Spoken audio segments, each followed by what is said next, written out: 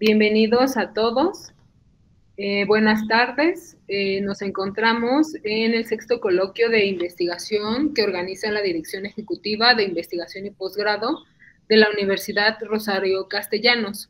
Mi nombre es Sony Solano Cristóbal y seré quien les estará apoyando en la moderación de esta mesa titulada Desafíos Ambientales y Sociales en la Ciudad de México, perteneciente al programa del doctorado en Ciencias de la Sustentabilidad.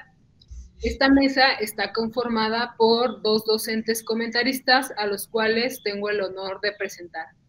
Por un lado, contamos con la presencia de la doctora Ana Paola Galicia Gallardo, quien es bióloga y cuenta con maestría y doctorado en ciencias biológicas también.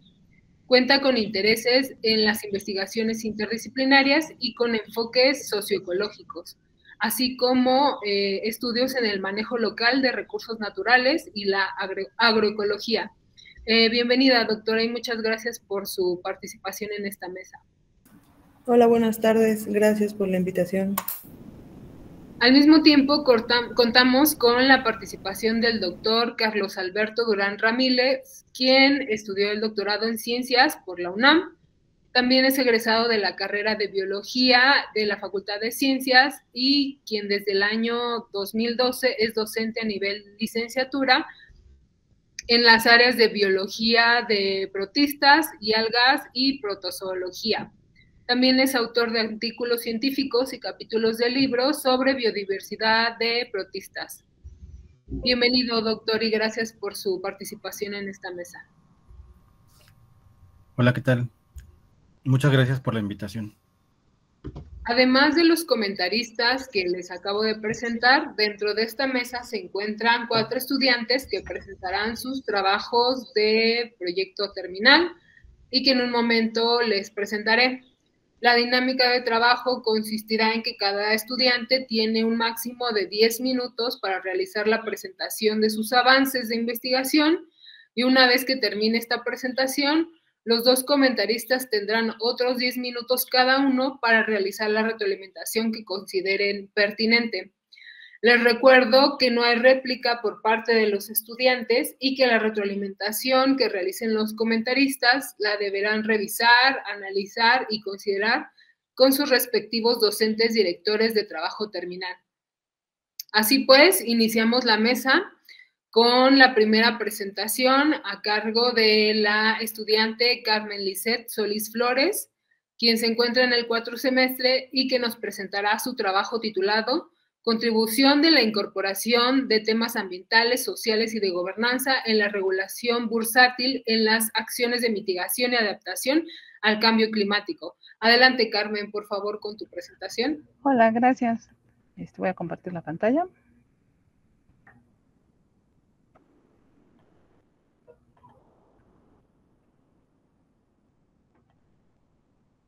Ya se ve, ¿verdad? Sí, ya se ve.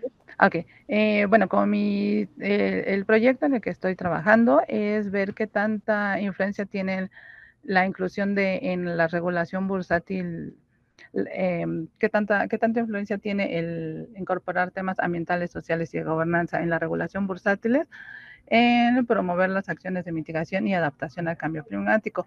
¿Esto por qué? Porque el cambio climático se ha dado por temas antropogénicos y el principal causante son las empresas, las cuales con su modelo de negocio no ponen énfasis en lo que son los conflictos socioecológicos, no, o sea, gastan los recursos naturales sin considerar las afectaciones que puede tener para las poblaciones que están cerca de ellas y para las poblaciones futuras. Esto ha empezado a cambiar porque el mundo ha estado viendo los efectos del cambio climático y el sector financiero no es la excepción. De hecho, se creó la red para enverdecer el sistema financiero, The Network for Greening the Financial System, que uno de sus comentarios ha sido que el cambio climático es un factor que afecta el sistema financiero por lo cual es necesario que las entidades financieras y los reguladores lo empiecen a considerar. ¿Esto por qué? Porque el cambio climático tiene efectos adversos que pueden ser riesgos físicos, los agudos, que son los eventos climatológicos extremos, que están aumentando en cuanto a frecuencia y cantidad, y los riesgos crónicos, que esto realmente se ve en comportamiento de clima a mediano y largo plazo por el aumento de la temperatura, y existen los riesgos de transición, que son pérdidas o daños por ajustes a un desarrollo sostenible. Estos pueden ser de tipo normativos o legales, puede ser que empiecen a incluirse cobros por impuestos al carbono, algunas multas por contaminar, por riesgos tecnológicos, quiere decir que los avances en la tecnología, como son las energías renovables, haga que las empresas tengan que cambiar sus activos fijos para poder seguir trabajando. Los riesgos del mercado están principalmente en cuanto a la demanda y oferta de los productos.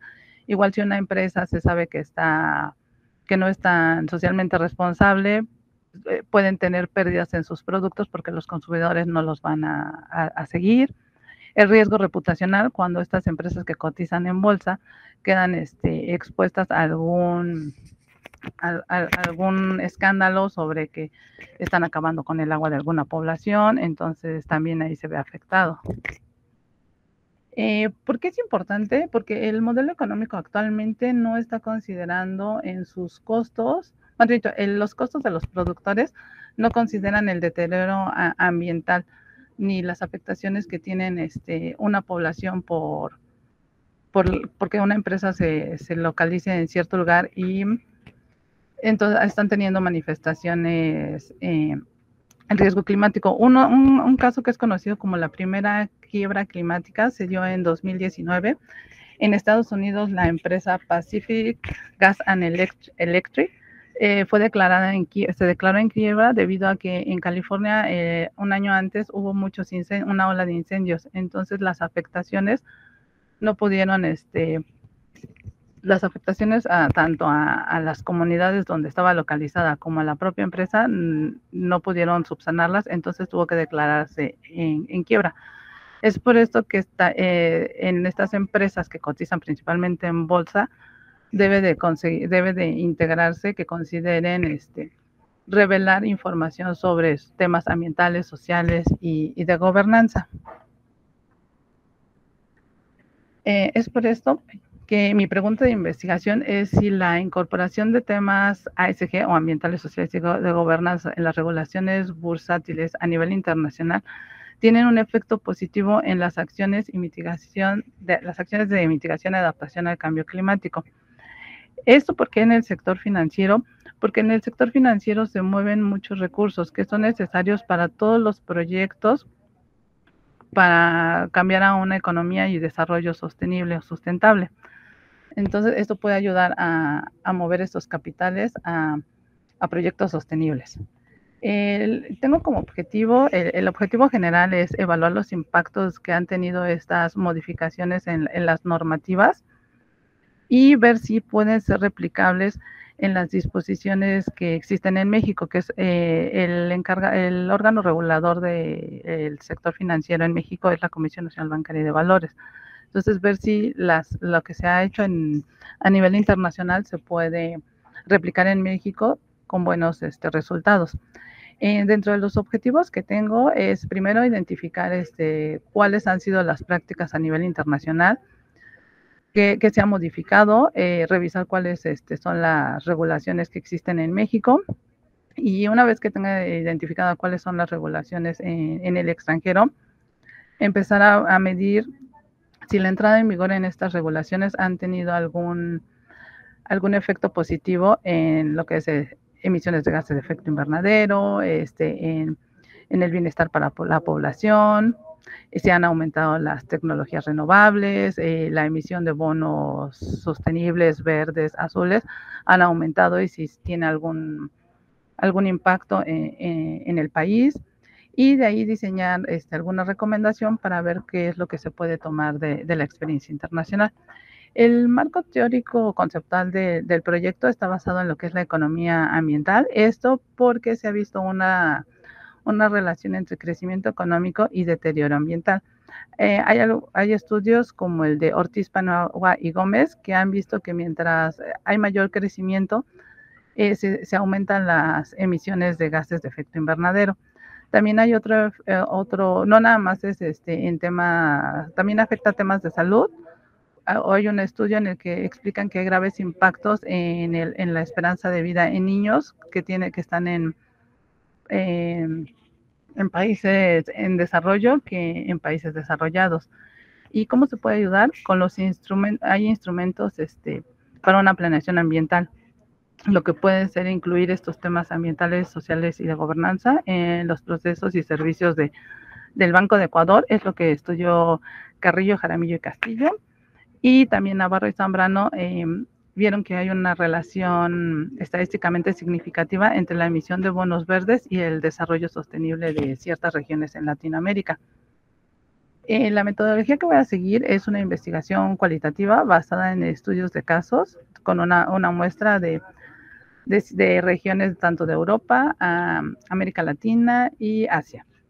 Estoy documentando los cambios normativos que se han realizado, cuando entraron en vigor, y con esto voy a empezar a revisar las variaciones que han tenido las emisiones de gases de efecto invernadero, la implementación de tecnología de energías renovables, la emisión de bonos sostenibles o ligados a la sostenibilidad, bonos verdes, bonos que tengan como objetivo el desarrollo sostenible.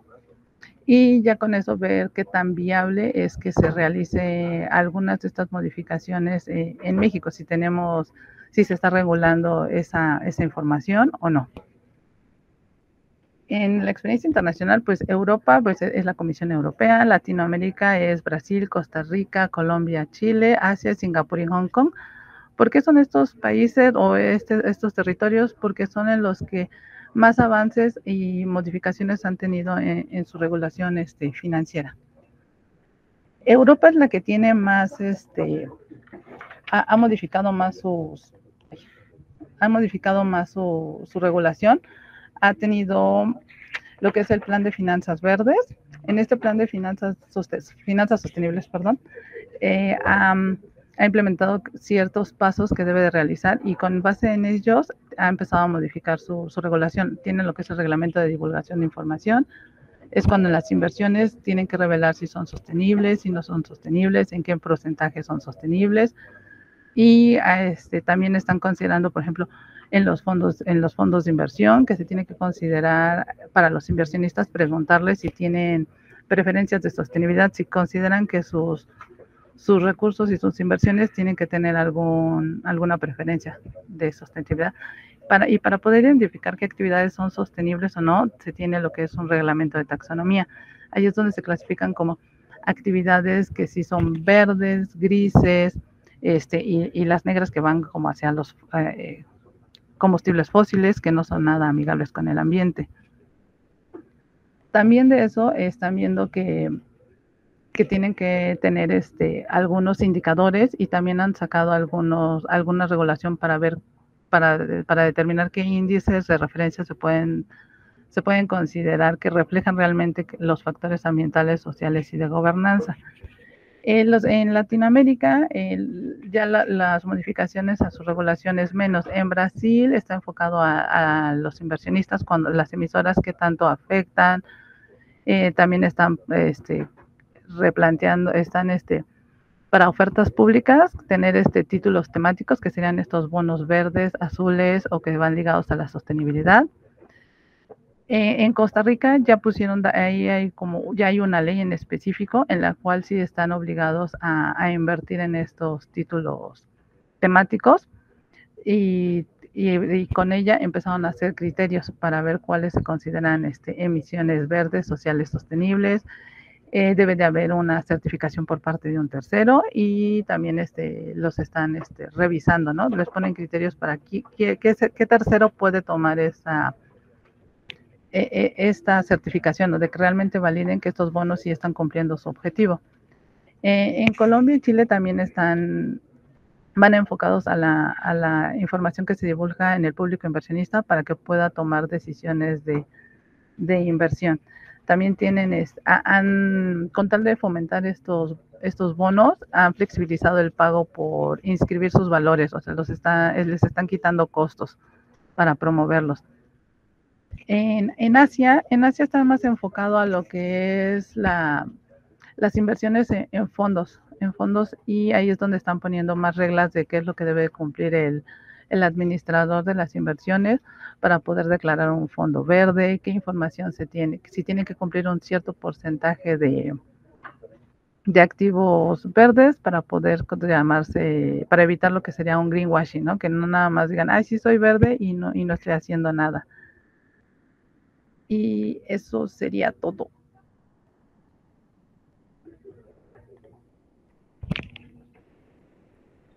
Gracias, Carmen, por tu presentación. Empezamos con la ronda de retroalimentaciones. Doctora Ana Paola Galicia, por favor. Sí, hola, buenas tardes. Gracias, Carmen, por tu presentación. Me parece muy interesante el tema de incorporar a las empresas en estas cuestiones como de emisiones de gases de efecto invernadero.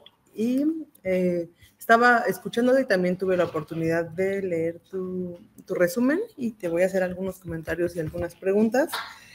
No sé si hay, creo que no hay tiempo para réplica, ¿no? Pero igual como para que te las lleves de tarea o a la reflexión.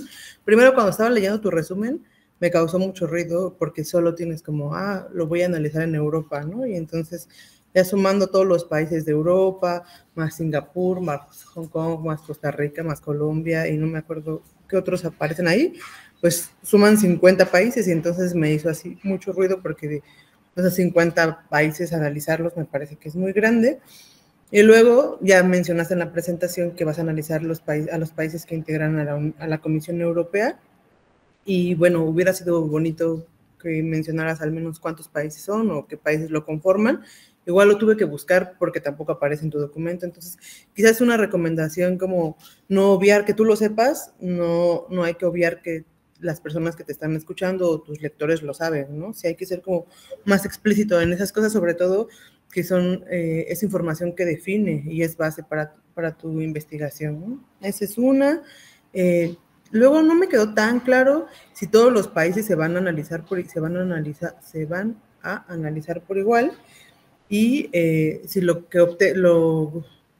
tú obtengas de resultados de estos análisis son aplicables en la misma medida para México, ¿no? Es decir, ¿cómo saber si estas regulaciones efectivamente son viables o, valga la redundancia, efectivas o replicables para México, ¿no? No sé si como medirlos con la misma vara, si esto es posible, quizá a lo mejor, pero no sé, o sea, me suena que Colombia, Costa Rica, quizá por el contexto latinoamericano sí puede ser, pero no sé si, por ejemplo, las medidas tomadas en Hong Kong podrían ser replicables en México. No lo sé, es pregunta. Luego también me hubiera gustado escuchar qué estabas entendiendo por gobernanza, cómo la estabas entendiendo, porque además pienso que las gobernanzas para cada uno de los países que vas a analizar son distintas y van a ser distintas para México, entonces no sé si esto pueda dificultar que lo que tú estás proponiendo sea replicable en México. Y me causó un poco de duda, entiendo un poco la lógica, pero ¿por qué no incluiste la gobernanza dentro de los aspectos sociales? ¿No? Es que solo tuvieras ambiental y social y no la gobernanza contenida en eso. Seguro tienes una razón, pero hubiera sido bueno al menos leerlo en el documento por qué no es así. Y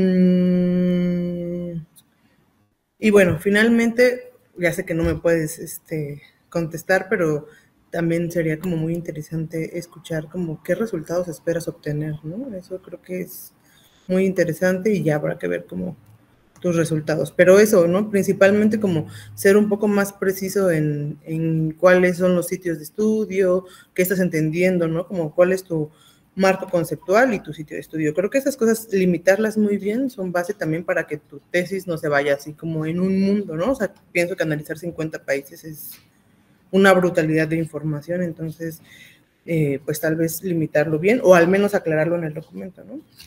Creo que eso sería todo por mi cuenta. Muchas gracias, felicidades. Gracias, doctora. Por favor, doctor Carlos Durán. Sí, gracias. Hola, Carmen, buenas tardes. Yo también te felicito por tu trabajo. Me parece que nos estás presentando información muy amplia y bueno, digo, yo me sentí como un poco apabullado por la cantidad de datos que estás presentando, pero también por la cantidad de datos que vas a empezar a recolectar. En el documento que nos mandas, mencionas sobre cómo va a ser tu metodología de recolección y almacenamiento de datos. Entonces, mi único comentario es muy breve. Es que, bueno, tengas muy claro cómo vas a procesar todos los datos, con qué enfoque, sobre todo para tu tema, digo, por excelencia, te va a ser relativamente fácil de publicar, ¿no? Digo, estás abordando un tema de importancia actual y global, y yo creo que va a haber un abanico de posibilidades para que publiques tus resultados muy amplia. Entonces, nada más ten, digamos, muy claro cómo los vas a procesar, qué tipo de estadísticos vas a aplicar, qué tipo de estadística también, sobre todo para que te permita obtener las mejores conclusiones, que puedas hacer comparaciones, ¿no? Porque, bueno, veo que también o sea, tienes como una gama muy amplia, ¿no? de países y de aspectos que vas a considerar. Entonces, mi comentario nada más, ¿no? Va hasta ahí. Creo que tienes muy claro lo que estás haciendo, cómo lo estás haciendo y cuidar los tiempos para que, pues, uno de las principales, digamos, retos y desafíos que les impone el doctorado es, pues, la publicación, ¿no? De un trabajo. Entonces, que no te esperes hasta tener los datos de todo. Yo creo que se puede, ¿no? Comenzar a ir estructurando una publicación con un componente parcial, pero relevante de datos que tengas. Y mi comentario va nada más en ese sentido y mucho ánimo, vas muy bien. Gracias. Agradecemos los comentarios y continuamos con la presentación de nuestra segunda estudiante, quien es Marisol Itzel Frías Olvera, que está cursando el 4º semestre y va a presentar su trabajo titulado Relaciones sociales en torno a los conflictos por el agua en la Ciudad de México. Adelante, Marisol, por favor, con tu presentación.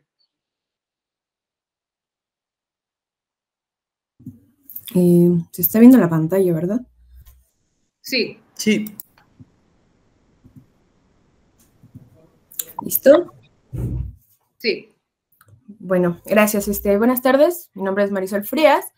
Mi directora del trabajo es la doctora Alba Margarita Campos Buendía y mi trabajo se titula Relaciones sociales en torno a los conflictos por el agua en la Ciudad de México. Bueno, todos sabemos que la problemática por el agua no es algo nuevo, ¿no? Realmente, en el 2010, las Naciones Unidas reconoció el derecho humano al agua y también está planteado en nuestra Constitución, ¿no? En el artículo 4º, en el párrafo 6. Y, sin embargo, pues la mala gestión que tenemos, la calidad y también la disponibilidad del recurso, pues realmente es un problema socioambiental que ha ido aumentando en los últimos años gracias es multicausal, ¿no? Amenazas del cambio climático y también una amplia desigualdad social y económica que hay en México, y de esta última parte va un poco más mi trabajo. Existen dos tipos de desigualdad, o por lo menos dos tipos de clasificación de desigualdad de acceso al recurso hídrico. La primera es una distribución geográfica, ¿no? Es decir, esta desigualdad natural que se da de acuerdo a la distribución geográfica, la distribución natural del recurso hídrico, ¿no? Nosotros sabemos que, por ejemplo, en Ciudad de México, pues los manantiales se encuentran al sur de la Ciudad de México y, por ejemplo, al norte de la Ciudad de México, pues no existen como estos ríos o a pesar de ser una cuenca, no es no es proveedor de agua, ¿no? El agua es por extracción de pozos. Y, sin embargo, también existe una desigualdad socialmente producida. Esta desigualdad socialmente producida, pues realmente es una consecuencia directa de nuestra inequidad, tanto económica como social, y esto se va a reflejar en los servicios de red de agua potable, también de drenaje, de cómo van a obtener sus recursos y también de los mecanismos que tiene la propia población de acuerdo a esta desigualdad para afrontar, por ejemplo, una sequía o para afrontar simplemente esta desigualdad socialmente distribuida, ¿no? Socialmente producida o construida. La Ciudad de México, esta es una muestra de cómo es pues realmente una mezcla de estas dos desigualdades, ¿no? Aquí, por ejemplo, tenemos una imagen de cómo es a grandes rasgos el sistema de agua de la Ciudad de México. Tenemos nosotros fuentes principales, la principal es por pozos, que se encuentra principalmente ubicado del lado oriente y norte de la ciudad. Al sur de la ciudad, por ejemplo, tenemos manantiales y también se refuerza un poco con el sistema Cutzamala. Tanto el sistema Cutzamala como el sistema Lerma entran del lado poniente de la Ciudad de México y el sistema Lerma sube y se completa con pozos, el sistema Cutzamala baja y por lo tanto no va a ser lo mismo, por ejemplo, el cómo les va a llegar el agua desde el propio sistema Cutzamala al inicio de este sistema a, por ejemplo, donde termina, ¿no? En Xochimilco e incluso en parte de Iztapalapa, que por ahí no se ve. Y bueno, tampoco va a ser la misma calidad de agua que va a tener un manantial a que va a tener, por ejemplo, un pozo, pozos profundos como son realmente los que están en Ciudad de México, que ya viene, pues es agua dura, ¿no? Es agua que, pues incluso uno si lava la ropa blanca, pues se pone amarillenta o cosas así, ¿no? Entonces vamos a tener diferencias en distribución, en presión y en calidad de agua, ¿no? Por lo tanto, esto nos va a dar varios conflictos ambientales que, bueno, ahí vamos a saltar un poquito y ahorita hago la precisión de la diferencia entre problemática y conflicto, ¿no? Por lo tanto, como vamos a tener todas estas diferencias en la propia presión y en todo lo que ya mencioné del agua, pues el agua se va a convertir en un objeto de lucha. Y bueno, aquí mi marco teórico toma dos principales teorías, la teoría del conflicto y la ecología política. En la primera parte, en la teoría del conflicto, pues se precisa un poco esta diferencia entre problemática y conflicto.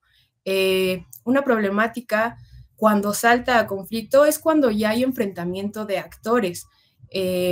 Puede haber problemáticas por el agua, ¿no? Por ejemplo, una escasez de agua, pero si el actor no hace conciencia de que está sufriendo esa escasez de agua, todavía no salta a conflicto. Y tampoco si el actor, al hacer conciencia, va a saltar hasta conflicto cuando ya uno es consciente de esta problemática y dos, empieza a enfrentarse a algún otro actor, ya sea la propia población, el gobierno, una empresa privada, organización civil, ¿no? Dependiendo de pues los actores que se caractericen, ¿no? Y los conflictos no son algo malo, son realmente, se consideran dentro de esta teoría del conflicto como un mecanismo de innovación y cambio social, es decir, hasta que hay un conflicto es cuando alguien presenta una inconformidad y entonces empieza a haber un cambio estructural, ¿no? También dentro de la ecología política es muy amplia, yo me voy a ir específicamente a la parte de la ecología política en América Latina y por lo tanto también a la parte política de la justicia ambiental, ¿no? Esta justicia ambiental lo que va a hacer es aportar un enfoque que es un enfoque normativo que va a examinar cómo los diferentes beneficios sociales y la diferente gestión del agua se va dando de acuerdo a las características propias de la población y va a construir agentes de lucha, ¿no? Dentro de estos propios conflictos. También es importante tomar en cuenta que, bueno, una vez que ya establecimos que hay un conflicto por el agua dentro de la Ciudad de México, no va a ser lo mismo, aunque sea toda la población va a reaccionar diferente a este conflicto por el agua, ¿no? Por lo tanto, mi objetivo va a ser analizar a los actores, a sus cambios, suponiendo que que se están incorporando nuevos actores, estas luchas por el agua, sus cambios y también las transformaciones en la movilización como parte de las luchas para la obtención del suministro de agua en la Ciudad de México. A esta parte de movilización me refiero a que, por ejemplo, no va a ser lo mismo el como un habitante de Iztapalapa, por ejemplo, que lleva históricamente sufriendo o careciendo estas luchas por el agua, pues va a tener ya toda una organización, toda una conciencia de esta problemática, no porque cambie sus hábitos, o tal vez sí, sino por los mecanismos de acceso que tiene a, por ejemplo, un habitante de Benito Juárez, como vimos recientemente, y tampoco la respuesta del gobierno va a ser la misma, ¿no? Entonces, las movilizaciones van a ser diferentes y quiero también identificar ese tipo de cosas, ¿no? También mi pregunta de investigación va a ser cuáles son los cambios en las identidades y estrategias de movilización de los actores que integran estas luchas por el agua en la Ciudad de México del 2020 al 2024. Ese es mi periodo de tiempo, no todo este periodo de tiempo, sino específicamente 2020 y del 2024 va a ser de junio del 2023 a junio del 2024, ¿vale? Mis objetivos específicos son analizar en la literatura los estudios que abordan los conflictos, sus actores y las formas que estos se movilizan, también identificar los cambios en las identidades sociales de estos actores que se van a ver involucrados. Voy a construir una base de datos hemerográfica, ya la estamos construyendo, de hecho, de notas relacionadas a la escasez y los conflictos por el agua en la ciudad. Vamos a analizar los discursos de estas notas periodísticas para ver si están estableciéndose nuevas identidades sociales dentro de los actores del agua y también analizar las acciones que toman estos mismos actores para gestionar el acceso al agua. Aquí estamos viendo la hipótesis, ¿no? Es decir, los actores que históricamente han carecido del agua, como ya explicaba Iztapalapa u otras regiones como Gustavo Madero, pues han desarrollado recursos políticos y sociales, así como formas de organización para obtener estos recursos hídricos dentro de estas luchas tradicionales, ¿no?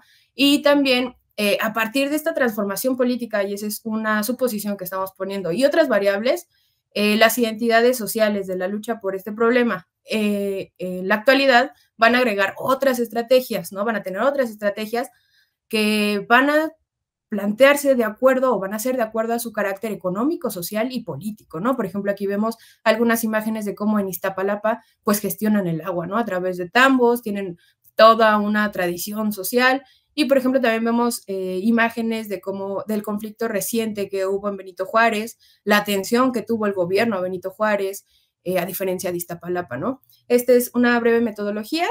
Primero estamos haciendo un diagnóstico, ya terminamos esta parte de analizar las notas periodísticas en el 2020, estamos construyendo la última parte del 2023 al 2024 y haciendo el análisis paralelamente de estas notas. También estamos tomando en cuenta la encuesta nacional de calidad de impacto gubernamental, porque ahí se toman datos como, por ejemplo, el servicio de agua potable, esta percepción que tiene la población de la calidad de agua potable, y también del censo de vivienda, porque ahí, por ejemplo, viene qué equipamiento tienen las propias viviendas de acuerdo a sus condiciones socioeconómicas, ¿no? Por ejemplo, si tienen cisternas, si no tienen cisternas, esto podría escalar, por ejemplo, no es parte del estudio, pero se podría tomar en cuenta como por ejemplo, qué características tiene, ¿no? También si fuera una cuestión de adaptabilidad al cambio climático, ¿no?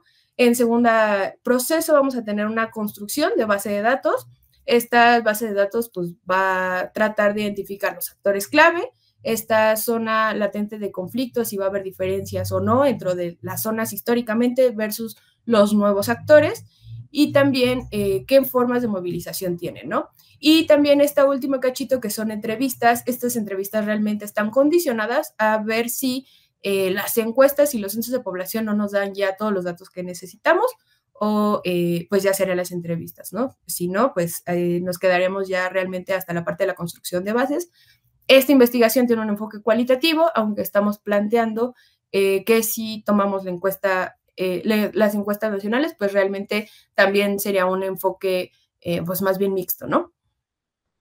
¿Qué se espera obtener? Bueno, pues que estamos suponiendo que hay nuevos actores de lucha que se están incorporando, también que está habiendo modificación en los repertorios para la gestión del agua, es decir, ya no solo son este tipo de protestas, movilizaciones, los secuestros de pipa, ¿no? Empieza a haber todo un abanico de acuerdo a las condiciones socioeconómicas de estos nuevos actores y también las condiciones sociales, culturales y muchas más que estamos tomando en cuenta.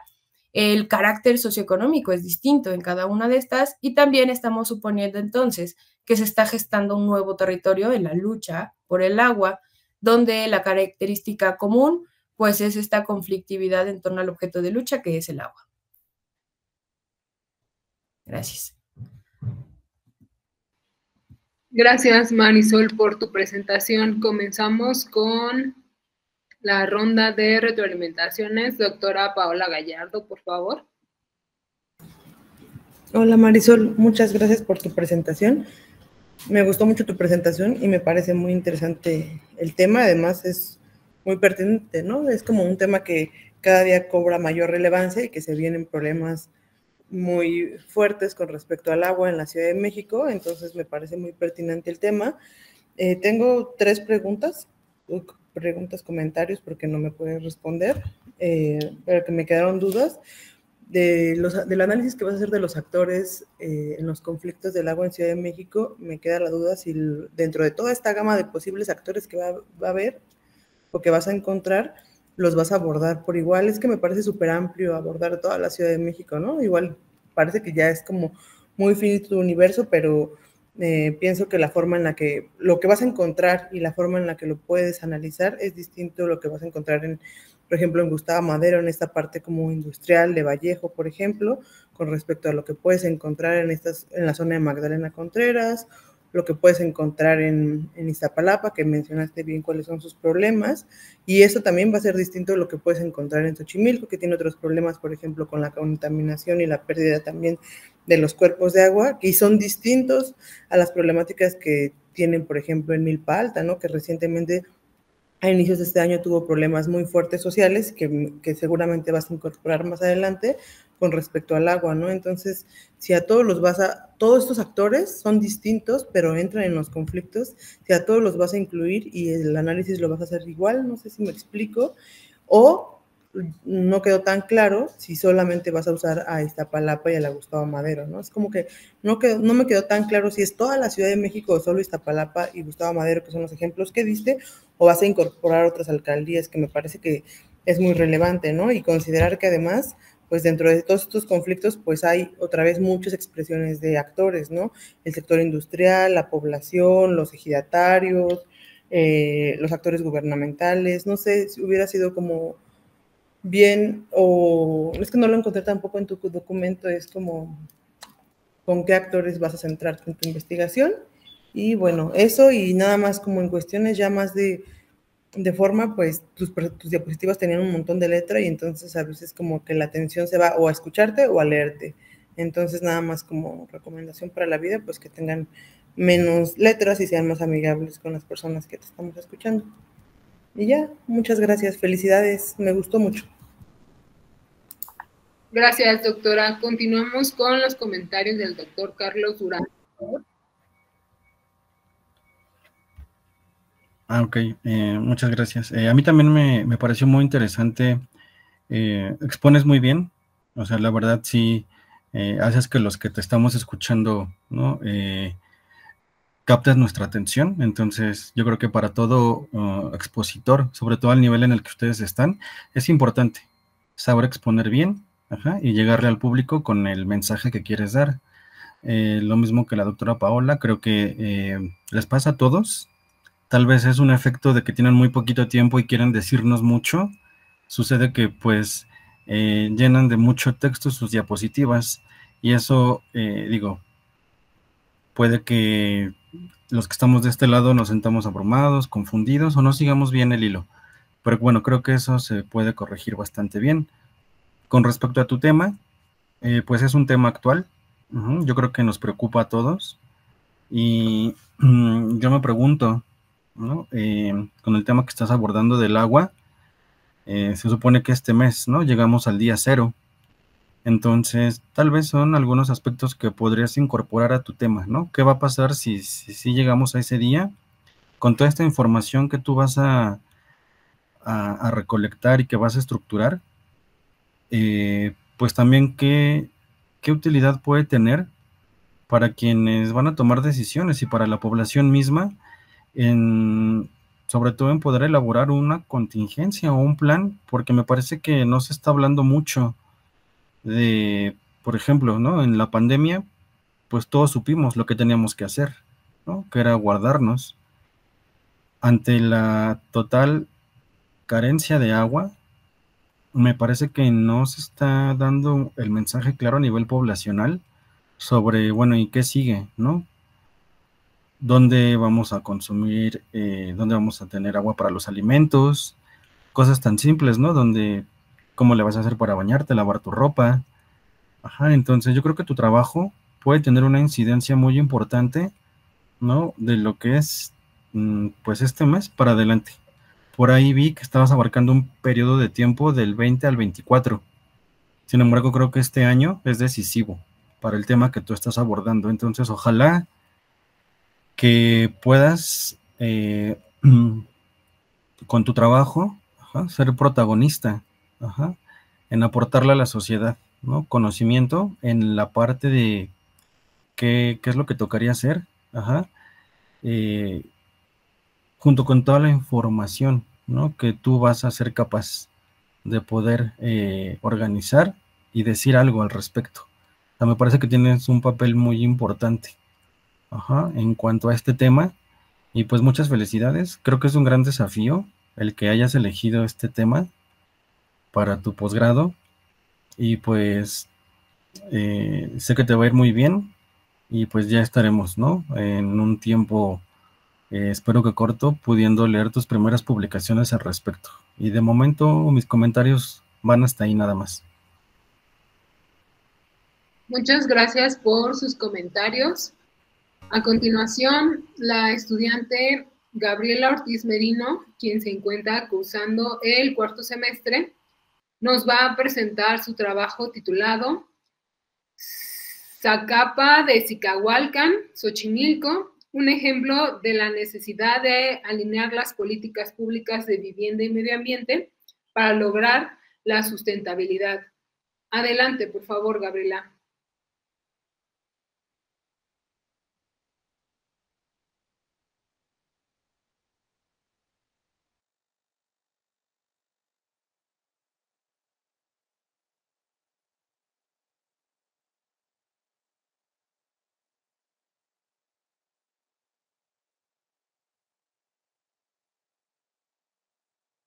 Tu micrófono está apagado.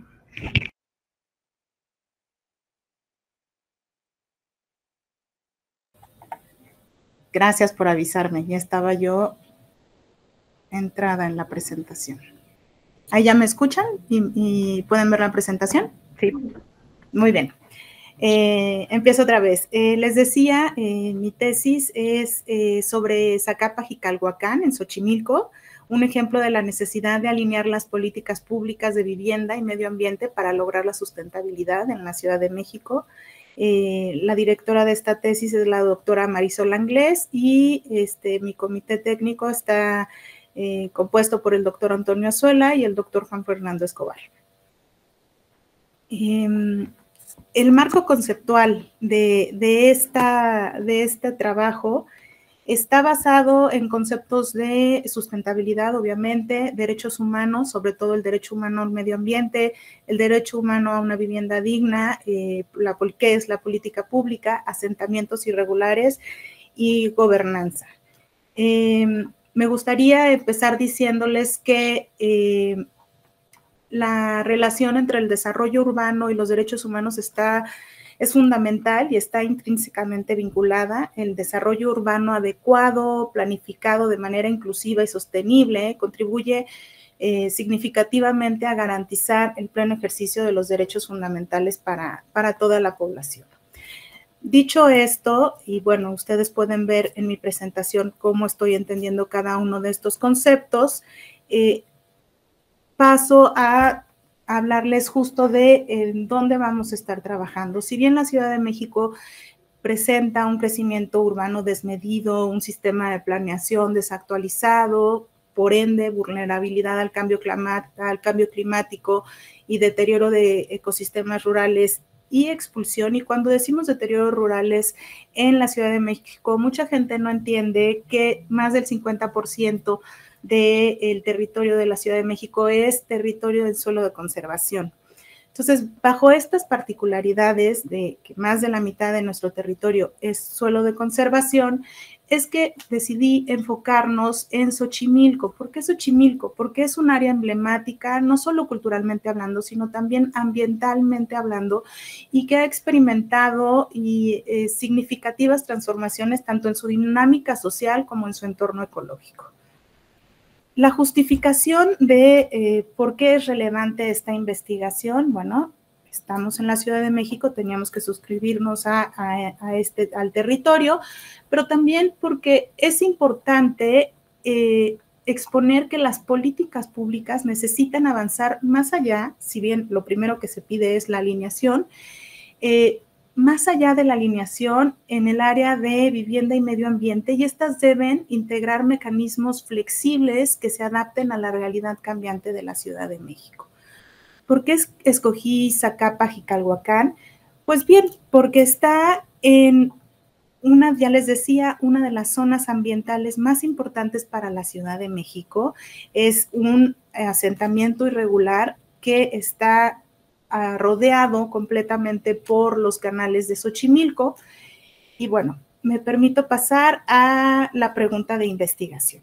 ¿Cuáles son los principales desafíos y oportunidades para la alineación de las políticas públicas de vivienda y medio ambiente en el asentamiento Zacapa, Jicalhuacán, en Xochimilco, Ciudad de México, en el marco de la sustentabilidad? El objetivo general de esta tesis es analizar los principales desafíos y oportunidades para la alineación de las políticas públicas de vivienda y medio ambiente en el asentamiento en la Ciudad de México en el marco de la sustentabilidad. Los objetivos particulares que dan origen a cada uno de los capítulos de mi tesis son identificar las principales características del asentamiento Zacapa, Jicalhuacán en términos de vivienda y medio ambiente. Caracterizar las políticas de vivienda y medio ambiente que existen en el ámbito federal, local y municipal, esto es a nivel alcaldía, que son relevantes para el asentamiento. Evaluar la manera en que se están implementando estas políticas en el asentamiento. Como cuarto tenemos identificar los principales desafíos para la alineación de estas políticas en el asentamiento. Y por último, identificar las principales oportunidades para la alineación de estas políticas. El área de estudio, como les decía, es Zacapa, Jicalhuacán. Zacapa, Jicalhuacán fue creado hace más de 31 años. Su fundación se da de un desdoblamiento de Santa Cruz a Calpixca y también la llegada de externos al poblado. Este pueblo cuenta con más de 20 asentamientos irregulares, pero entre ellos destaca Zacapa porque está rodeado, como les decía, de todos los canales. Datos importantes del asentamiento es que en 2005 ya contaba con 610 viviendas y una población de 4.600, alrededor de 4.600 habitantes. Para 2023 ya contaba con una población aproximada de 7.000 habitantes. Algo que también hace muy interesante a este asentamiento irregular es que está en proceso de regularización. Es decir, que en este momento estamos, si bien es un poblado que todavía no tiene servicios básicos, es decir, apenas están empezando los trabajos de el drenaje, para llevarles el drenaje, ya están trabajando de manera organizada y se están apegando a una resolución que fue publicada en Gaceta, en la que se permitía condonar el pago de los aprovechamientos por la mitigación y compensación de pérdida de servicios ambientales. La metodología que voy a utilizar, bueno, que ya estoy utilizando en este trabajo es primero la revisión de literatura y análisis documental, después un análisis cuantitativo con datos secundarios de fuentes confiables como INEGI, CEDEMA, CEDATU, CEMARNAT.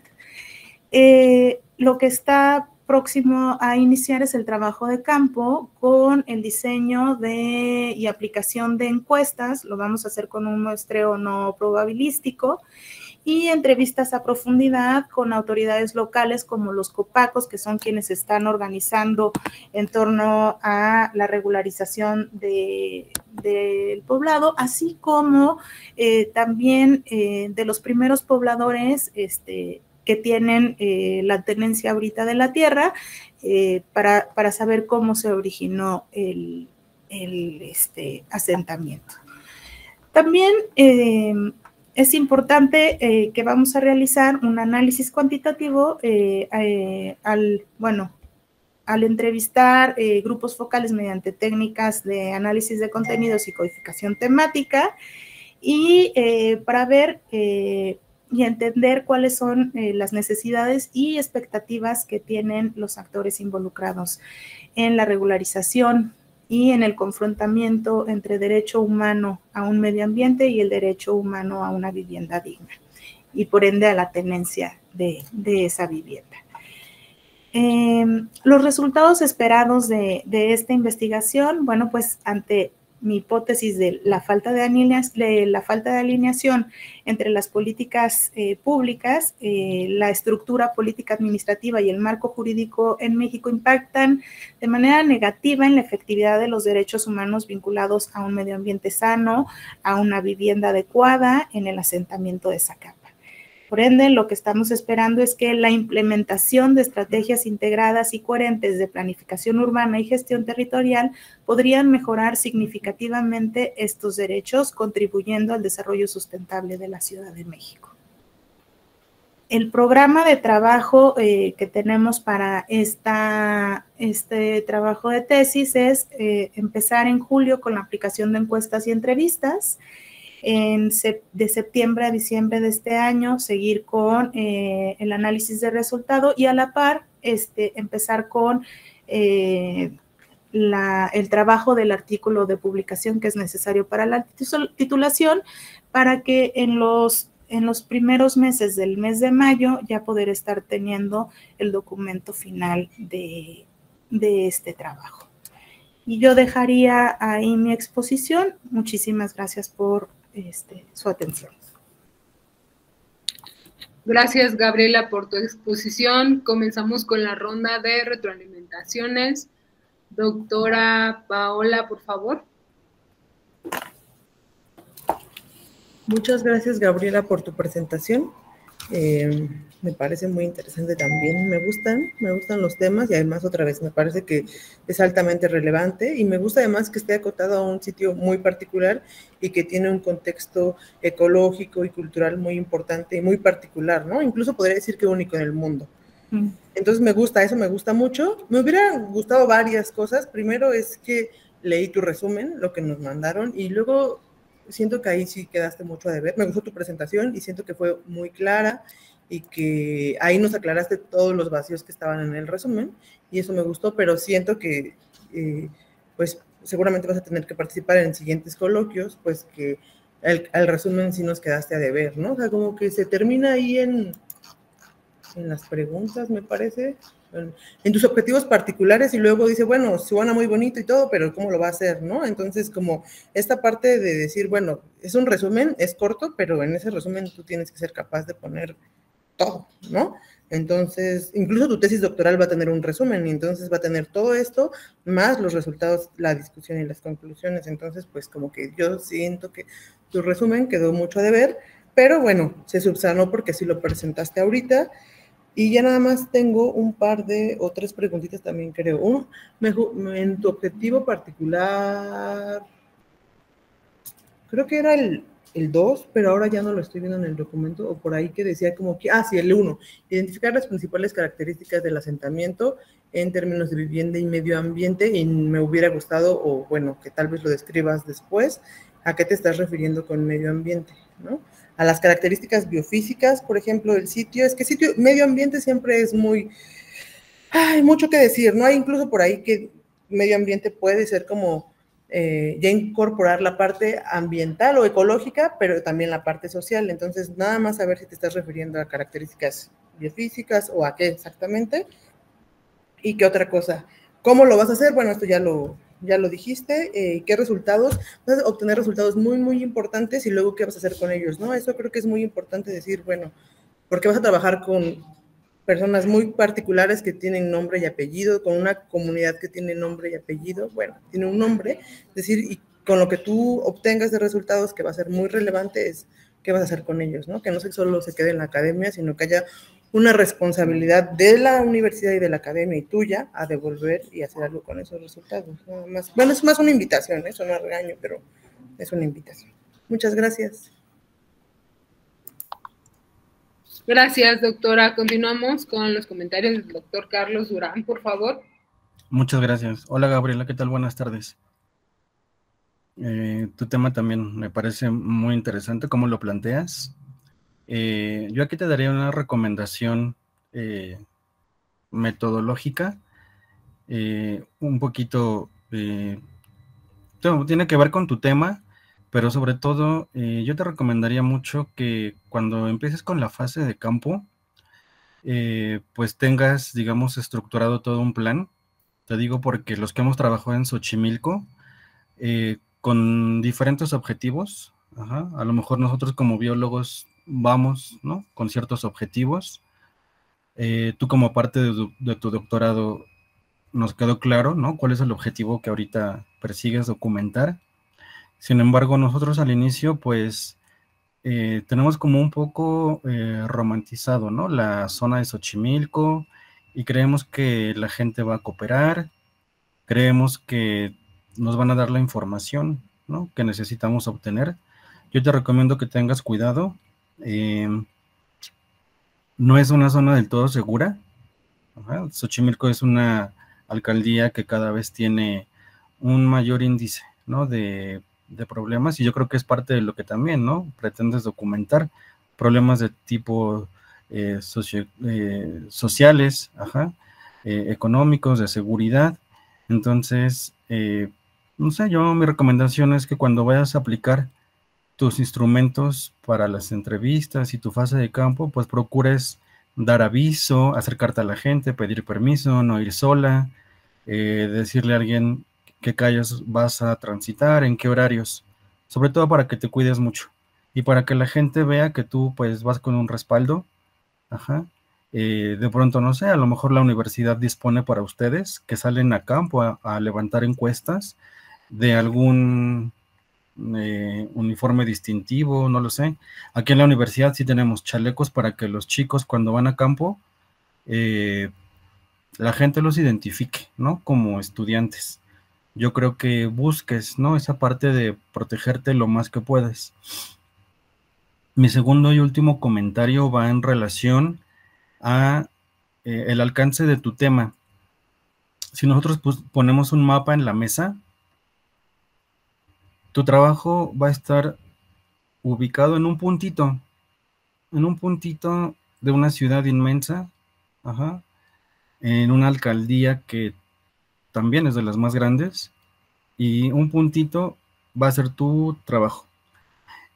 Con la experiencia que tenemos los que hemos colaborado con la Universidad Rosario Castellanos, hemos visto que algunos alumnos optan justamente por abordar temas en una realidad geográfica muy acotada, lo cual no está mal. Aquí mi recomendación sería que cuando tú trates de llevar al ámbito de la socialización de tus datos, es decir, a la publicación, trates un poco de intentar rebasar ese puntito en el mapa que es tu trabajo y lo trates de llevar a un contexto más amplio, tal vez nacional, ¿no? O incluso global, en el que tus resultados puedan tener un significado para otras realidades en otras geografías, sin importar que trabajaste en Zacapa, en un periodo de tiempo delimitado, porque yo estoy seguro que lo que vas a encontrar, si bien no todo, pero algunos elementos perfectamente pueden ser aplicables y pueden ser un elemento que ayude a resolver problemas, o que sean aplicables, como te digo, en otras realidades o en otras situaciones geográficas, ¿vale? Entonces, mientras más amplio sea tu panorama al momento de querer publicar tus resultados, te va a ser más fácil. Ajá. Digo, sería muy conveniente que hubiera a lo mejor una revista con todo lo que a ustedes les piden que tenga esa revista, que a lo mejor estuviera especializada en, no sé, temas de este tipo, ¿no? Para la Ciudad de México, o una revista sobre Xochimilco, qué sé yo. A lo mejor la hay, pero a lo mejor no. Entonces tú tienes que ser capaz de insertar tu trabajo, ajá, en un tipo de publicación, ajá, que otras personas que ni siquiera conocen qué es Zacapa puedan entender a qué llegaste, ajá, y cómo pueden ellos aplicarlo, ajá, es decir, otros científicos o otros expertos en tu área, cómo lo pueden aplicar a lo que ellos están también tratando de resolver. Yo creo que ese es uno de los aportes más importantes cuando uno está haciendo un doctorado, ¿vale? Y fuera de eso, muchas felicidades. A mí me gusta mucho que haya gente que trabaje en Xochimilco. Creo que es una de las demarcaciones de nuestra ciudad como que más nos jala, ¿no? A trabajar en ella. Entonces, mucho ánimo. Hasta aquí. Muchas gracias. Agradecemos sus retroalimentaciones y pasamos con la cuarta presentación a cargo del estudiante Juan Manuel Pons Gutiérrez, quien está cursando el cuarto semestre del doctorado y que nos va a presentar su trabajo titulado Líneas estratégicas para construir un programa de educación ambiental para la sustentabilidad en áreas protegidas de la Ciudad de México.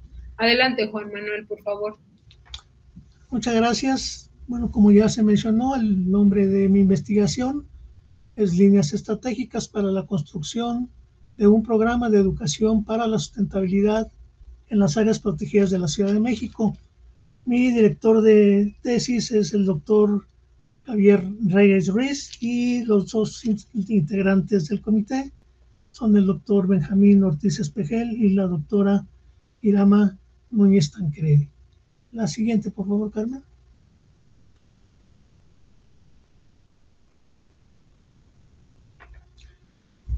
Pues en la presentación anterior, Gabriela mencionó que hay dos zonas fundamentales en la Ciudad de México. Una es la zona urbana y la otra es la de suelos de conservación. La mayor parte de las áreas naturales protegidas de la Ciudad de México se encuentran en esta zona de conservación. Pero, ¿qué son las áreas protegidas? Son estrategias de conservación de la biodiversidad de la que echan mano los diferentes niveles de gobierno, las diversas instituciones públicas que se dedican a la conservación, pero también organizaciones y también individuos que de manera voluntaria destinan predios para la preservación de los ecosistemas. En la Ciudad de México, la primera área natural decretada fue la del Desierto de los Leones en 1917. Hasta 2024 son ya 25 áreas naturales protegidas que ocupan una superficie de más de 21,000 hectáreas.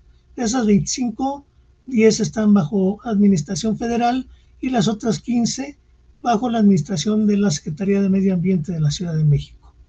Las áreas naturales protegidas requieren de diferentes programas para su operación, que pueden ser programas de infraestructura o otro tipo de programas, pero a mí lo que me interesa resaltar más es que es fundamental que haya un programa de educación ambiental que claramente identifique las acciones y los proyectos que contribuyan a resolver la problemática que tienen. Es una problemática que es enorme, que va desde el vandalismo, invasiones, drogadicción, etcétera. Es muy grande. Sin embargo, no hay evidencias de que en alguna de estas áreas naturales protegidas exista un programa de educación ambiental.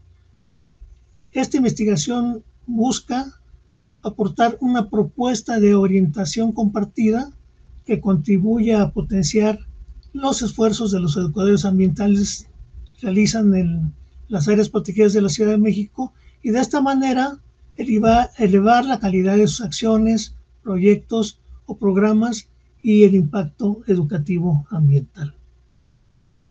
La que sigue, por favor. El objetivo general es contribuir al fortalecimiento de la educación ambiental para la sustentabilidad y el desarrollo de una cultura ambiental ciudadana a través de la propuesta de líneas estratégicas de un programa de educación ambiental para las áreas protegidas de la Ciudad de México, construida por medio de un proceso participativo. Entre los objetivos particulares tenemos elaborar un diagnóstico participativo de la situación de la educación ambiental que se practica en las áreas protegidas de la Ciudad de México, diseñar participativamente una tipología que permita construir una visión estratégica en materia de educación ambiental en las áreas protegidas, que oriente sobre cómo ir avanzando hacia una teoría y práctica cada vez más profunda y compleja.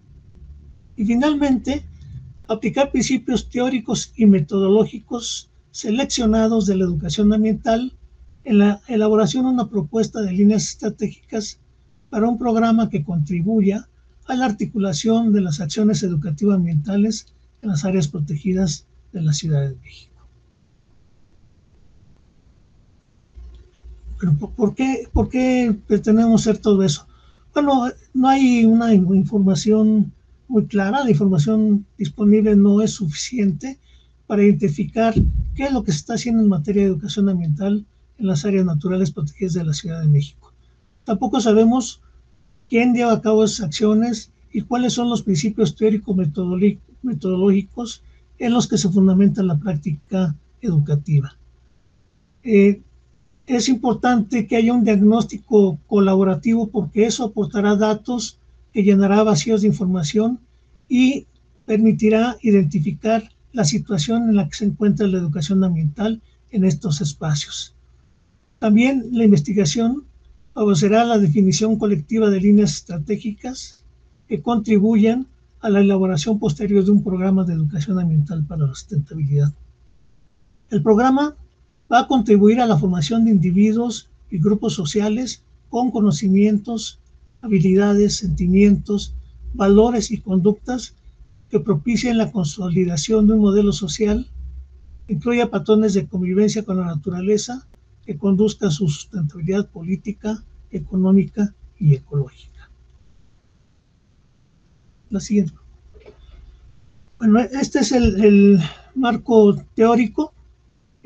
No lo voy a decir todo, pero las partes fundamentales que voy a abordar, o que ya se abordaron, es el territorio de la Ciudad de México, las áreas protegidas, la educación ambiental para la sustentabilidad, la educación ambiental no formal y las corrientes de educación ambiental que se mueven en estos espacios, o cuando menos las que hemos identificado y que tendríamos que comparar con lo que está haciendo en otros espacios similares. La que sigue, por favor. En cuanto al diseño metodológico, el enfoque es mixto, es decir, es una investigación cuantitativa y cualitativa que se va a abordar desde la investigación-acción porque pretendemos modificar un estado de cosas a través de una propuesta. La delimitación espacial se trabajará fundamentalmente en el área protegida Cerro de la Estrella, las sierras de Guadalupe y Santa Catarina, el Parque Ecológico de la Ciudad de México y el parque o el área protegida de los ejidos de Xochimilco. La delimitación temporal es de 2018 a 2024, que comprende la administración que termina precisamente en este año y que coincide con el establecimiento o con una mayor, que le ha dado una mayor importancia a las áreas naturales protegidas en la Ciudad de México. El método de muestreo es no probabilístico y por conveniencia. En esta investigación, los datos de mayor interés que buscamos recolectar son los conceptos, percepciones, imágenes mentales, creencias, interacciones, emociones, pensamientos, experiencias y vivencias que los participantes van a emitir de manera individual, grupal y colectiva. Es decir, los datos no se van a reducir solamente a números, sino vamos a considerar todos estos comentarios que a través de los instrumentos metodológicos ellos nos expresan. La que sigue, por favor. Bueno, las técnicas para la recolección de datos. Vamos a hacer una encuesta en la que esperamos que participen, de ser posible, todos los educadores ambientales de estas áreas naturales protegidas. Una entrevista que va a estar dirigida a los 6 líderes, así les nombran, ese es el cargo que tienen, de una región que incluye un número de áreas naturales protegidas y un taller participativo en el que pues van a estar los educadores ambientales de estas áreas naturales protegidas. Los instrumentos que se van a utilizar es un cuestionario electrónico, una guía para la entrevista estructurada y el programa para el taller participativo. La guía para la entrevista consta de 10 preguntas. El cuestionario tiene 49 preguntas cerradas y abiertas, y el taller participativo tendrá una duración aproximada de 12 horas. Este taller tendrá una parte de formación en la que abordaremos la temática de medio ambiente y educación ambiental como los temas fundamentales, y la otra parte que será un análisis FODA para llegar a un diagnóstico de cómo ven los educadores ambientales, cuáles son las fortalezas, debilidades, oportunidades y amenazas que enfrenta la educación ambiental en sus respectivas áreas protegidas. La que sigue, por favor. Bueno, los datos, la información que recabemos, la vamos a organizar y sistematizar a través de un programa informático que es Excel. Es un programa económico, fácil de obtener y no muy difícil de manejar, y se elaborarán una base de datos para la encuesta, una base de datos para la entrevista y una base de datos para los talleres. La que sigue, por favor. Hemos elaborado un cronograma tentativo bimestral, que es a partir de este bimestre de mayo-junio, y bueno, durante este primer bimestre se pretende, o ya se hizo, la elaboración electrónica del cuestionario, la aplicación de la encuesta, la participación en el coloquio, la sistematización de la información, la reunión con el comité tutorial y la prueba piloto para la aplicación de instrumentos y la incorporación de cambios de instrumentos. Me interesa destacar esto porque estoy en la fase de prueba, en la aplicación de los instrumentos con un grupo en el que vamos a identificar si hay alguna pregunta que no se entienda, si es muy largo el cuestionario, si el taller funciona como pretendemos que así sea. Perdón. Y por eso es que este bimestre está tan saturado. La que sigue, por favor. Estos resultados que les muestro son del taller, de la encuesta de la prueba piloto. Esta prueba piloto la hicimos con educadores ambientales del bosque de San Juan de Aragón. Aquí lo hicimos con los 11 educadores ambientales que están trabajando el tema. y así podemos notar que las edades de estos educadores ambientales, pues la mayoría ya son pues gente muy, muy grande, que se está encargando de un tema que es muy, muy importante, que sí lo manejen adultos, pero que es mucho más importante que estén más involucrados los jóvenes. Y la parte de jóvenes de 20 a 29 años, por ejemplo, pues es mínima. La mayor parte son gente ya pues muy, muy adulta. En cuanto a la preparación, 6 tienen licenciatura, 3 tienen bachillerato y 2 tienen secundaria. Lo que casi sucede en todos los sectores donde se imparte la educación ambiental, la gran mayoría son mujeres, y en este caso los años de experiencia también son muy variables, pero quienes tienen menos experiencia son los que son un número mayor de educadores ambientales. La que sigue, por favor. Otro de los resultados es si el Bosque de San Juan de Aragón tiene un programa de educación ambiental. Aquí hay una serie de contradicciones, unos dicen que sí, otros dicen que no, otros que no saben. Entonces habría que complementar con otra información. Luego vienen los temas que imparten: bienestar animal, ciencia ciudadana, ecología, agua, biodiversidad, que va muy de la mano con el tipo de área en la que se asienta el Bosque San Juan de Aragón.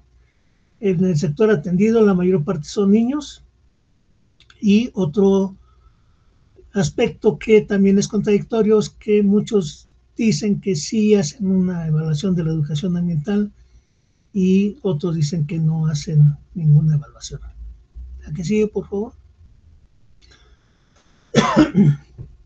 Una muestra de las respuestas en cuanto a la parte cualitativa, y ante la pregunta de los elementos negativos que observan en los resultados de las actividades de educación ambiental que se llevan en el Bosque de Aragón, uno de los educadores ambientales dice que la mayoría de los visitantes son irregulares y desconocen la oferta de los talleres o no les interesan, que los visitantes son groseros porque creen que saben más que nosotros, la falta de compromiso de la población, que no es fácil dar continuidad a los talleres y proyectos porque los visitantes no son asiduos, que la falta de financiamiento para la elaboración de materiales didácticos es una realidad, y que los visitantes no cuidan del bosque, ensucian, rompen zonas recreativas e incluso vandalizan los espacios.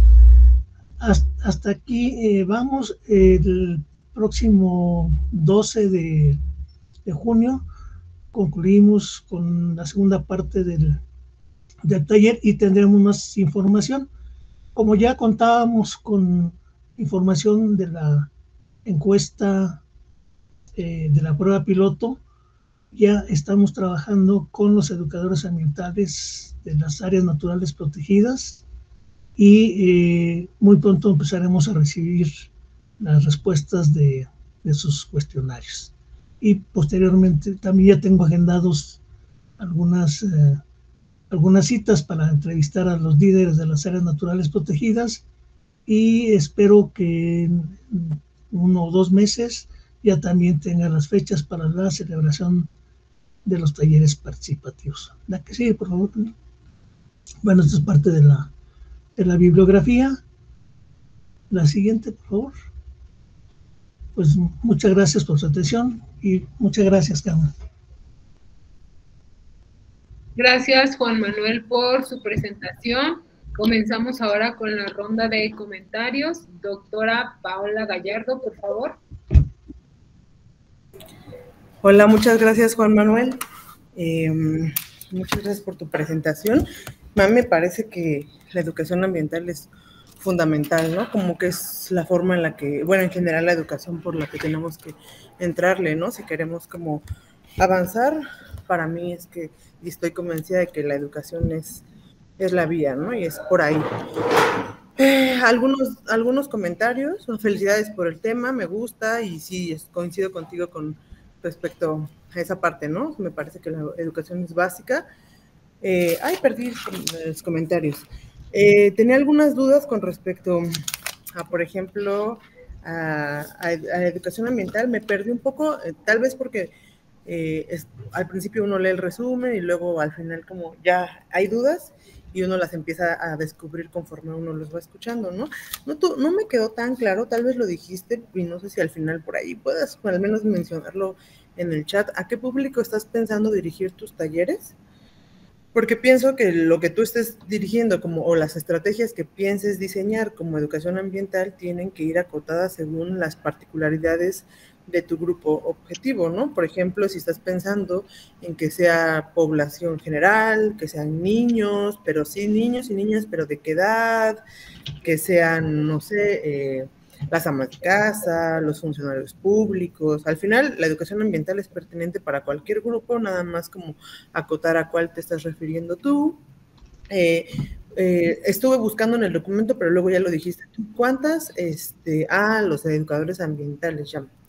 Esa parte era como que no me quedaba tan clara, como que yo dije, bueno, pero ¿cuál es el grupo? O sea, como que no logré, creo que me parece que la propuesta es muy buena, quizá nada más hay que aterrizar muy bien cómo transmitimos esa parte, porque a mí al menos no me quedaba tan claro quién era tu objetivo, y ahorita que me lo dices, bueno, digo, ya cobran sentido varias cosas, ¿no?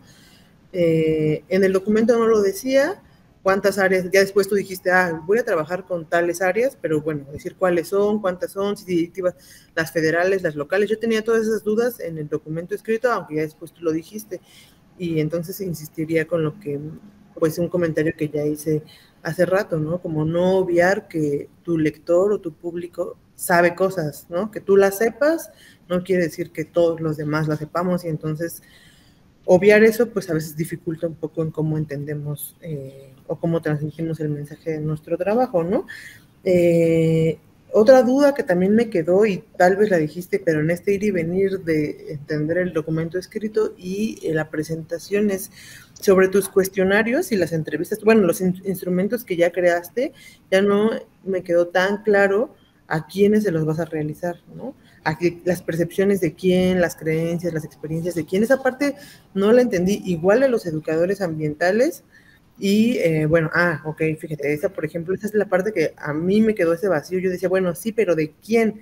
¿No? Entonces ya, así queda más claro, quizá como otra vez, como tratarlo de mejorar y que quede bien claro en el documento, porque no se entiende esa parte en el documento escrito y me parece que es fundamental que se aclare a quién estás dirigiendo ese trabajo.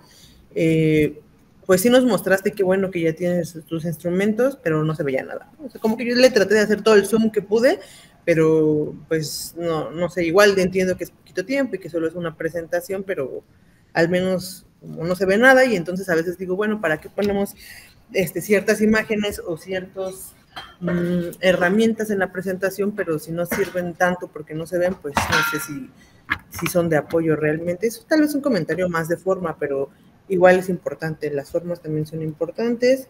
Me gustó que presentaras tu cronograma, igual que, y me olvidé mencionarlo también con la compañera de la presentación anterior, y los avances, me parece, presentaste el cronograma, y al final sí había bajo una nota de cuándo comenzabas, y yo tengo esa duda, ¿no? De en qué semestre vas, y tal vez poner, como para evitar confusiones, alguna marquita, ponerlo en negro o sombreado, qué cosas de todo ese cronograma ya realizaste para ir avanzando, ¿no? Eso creo que más es un comentario que te puede funcionar para tus siguientes presentaciones, ¿no? Y bueno, nuevamente, pues, ¿qué vas a hacer con los resultados? Y creo que vas a tener cosas muy bonitas, me parece un tema que es muy aplicado, que tiene muchas funcionalidades y que si todo va bien, y seguro así será, pues será muy funcional y es como de alta relevancia, ¿no? Para la Ciudad de México. Muchas gracias, muchas felicidades. Al contrario, gracias a ti. Gracias. Cerramos con los comentarios del doctor Carlos Durán, por favor. ¿Qué tal, Juan Manuel? También te felicito por el avance que tienes en tu tema. Da mucho gusto, ¿no? Saber que hay gente que está involucrada en la parte ambiental. Me parece que la Ciudad de México, al ser una de las más grandes y caóticas, el hecho de tener numerosas reservas ecológicas la hace interesante. Yo creo que eso tú lo sabes mejor que nosotros. Por ahí vi, elegiste, me parece, 4 o 5. A lo mejor me hubiera gustado que nos hablaras más de tus criterios, de por qué elegiste esas. Y pues lo que es importante que puedas también resaltar en algún momento es que casi todas las áreas naturales protegidas aquí en la ciudad tienen una gran cantidad de problemas, ¿no? Justo por la matriz geográfica en la que están inmersas. Entonces, yo creo que esa va a ser una aportación muy importante que tú vas a lograr documentar. Y bueno, va a haber ocasiones en las que tú te vas a enfrentar a autoridades, a gente de gobierno, encargados, y a los que tú les tengas que exponer. Entonces, así como la doctora Paula te comentaba, tu presentación estuvo un poquito cargada de texto. Nosotros lo entendemos perfecto, ¿no? Sabemos que es parte del aprendizaje, de ir refinando este arte, ¿no? De exponer, que hay un tiempo muy corto, pero a lo mejor sí te conviene mucho ir afinando en la parte visual, sobre todo, cómo vas a presentar tus avances, o lo que tengas que decir en específico para un cierto grupo que te va a escuchar, lo que tú tengas que irle a proponer o tratar de convencerlos. Y pues lo mismo que les comenté a tus otras compañeras que te antecedieron, es que aunque tu trabajo sean en este caso 4 puntitos en un mapa, lo contextualices obviamente de manera mucho más amplia para que cuando tengas ya que publicar tus datos puedan, digamos, tener cabida de manera más fácil en una revista en la que todo lo que tú estás documentando pueda también ayudar a responder situaciones similares en otros lugares. No creo que seamos la única ciudad, ¿no?, que se enfrenta a los mismos problemas con sus áreas naturales protegidas o con la figura equivalente, y yo creo que estás haciendo una aportación muy importante. Y mi último comentario es de tipo metodológico. A lo mejor te suena puedo yo estar equivocado, ¿no? A lo mejor te suena un poquito fuerte el comentario, pero siempre es en el mejor de los sentidos, y es que me parece que tu universo muestral es reducido. Al menos lo que aquí nos alcanzaste a presentar, yo detecté que había pocas personas a partir de las cuales tú estabas presentando datos. Yo pienso que son varias áreas naturales y a lo mejor eso al final suma. Sin embargo, es importante que en un trabajo doctoral tú tengas una representatividad lo más amplia que puedas, porque una de las funciones de un doctor es poder sacar, obtener generalizaciones de cualquier fenómeno que tú estés estudiando. Aún aunque se trate de algún tema que abordes en un lugar muy específico, con una población muy específica, a partir de eso yo creo que es importante que puedas generalizar. Entonces, si tienes todavía posibilidad y hacer todo lo posible por ampliar un poquito más tu universo muestral en cuanto a población encuestada y a la gente con la que tú vas a estar trabajando, te conviene mucho. Ahí me pareció que se queda un poquito corto tu trabajo en ese sentido. Puede estar mal, ¿no? Puede ser un sesgo, o puede ser únicamente lo poquito que aquí nos veniste a presentar, pero si la situación es tal y como yo te la manifiesto, entonces considéralo, platícalo con tu comité, y a veces pasa, no es culpa del estudiante. Uno planea todo, llegas al lugar donde te citas, y ¿qué pasa? La gente no llega, o llegan tarde, o tienen otro compromiso, y de pronto no es su prioridad ir a responder tus encuestas o estar en tu taller, y hay que encontrar maneras en las que eso se pueda ir solventando para que al final tus matrices de datos no tengan huecos, A mí eso creo que es de lo que más me preocupó en tu trabajo, pero estoy seguro que lo vas a poder sacar adelante y te deseo el mejor de los éxitos. Y mis comentarios llegarían hasta aquí. Muchísimas gracias. Sí, Juan. Gracias, doctor, por su presentación y a todos los asistentes a esta mesa, a este sexto coloquio de investigación y posgrado que organiza la Universidad Rosario Castellanos, en el cual a lo largo de la semana se están presentando 401 trabajos de estudiantes en 99 mesas similares a la que tuvimos hoy, y que serán retroalimentadas por 111 expertos académicos de diversas instituciones de educación superior, tanto nacionales como extranjeras. Les reiteramos nuestro agradecimiento y deseamos que tengan una excelente tarde. Otro modo de ser humano y libre, otro modo de ser. Muchas gracias a todos por su participación y colaboración.